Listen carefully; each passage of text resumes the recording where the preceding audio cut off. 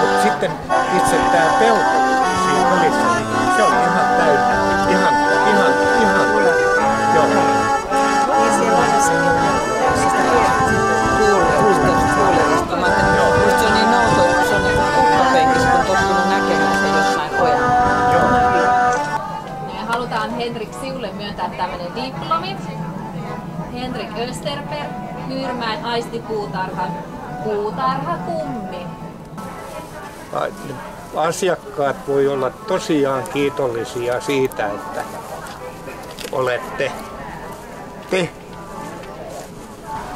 Kiitos Lionsseille suuresta panoksesta ja tässä on teille kortti, niin varmaan näytät sitä siellä muillekin ja toivottavasti tulet jatkossakin. Sitten meillä on tanssijaporukka, joka on ahkerasti tanssittanut meidän väkeä. Ihanasti ja Leeni on ollut siellä pihahommissakin ahkerasti mukaan. Keväällä kun mä tulin tänne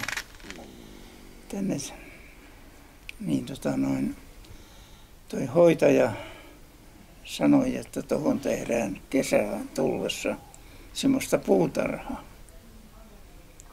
Ja minähän innostuin kovasti siitä sitten, että kun on jotain toimintaa.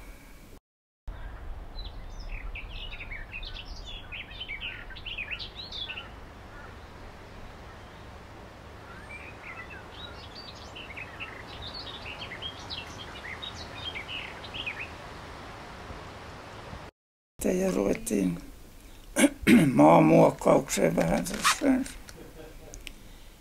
Ja sitten nurmikkoa kylvettiin ensin ja sitten sen jälkeen tehtiin noita kaikkia kukkaistutuksia.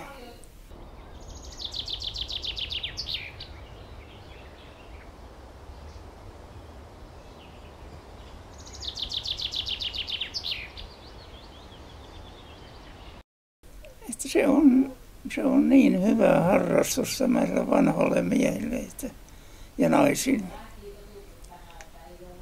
että semmoista ei kotona saa. Nämä sairaanhoitajat seuraa mukana ja auttaa hirveästi tuossa. Että suosittelisin joka sairaalalle tämmöistä vanhustenhoitoa.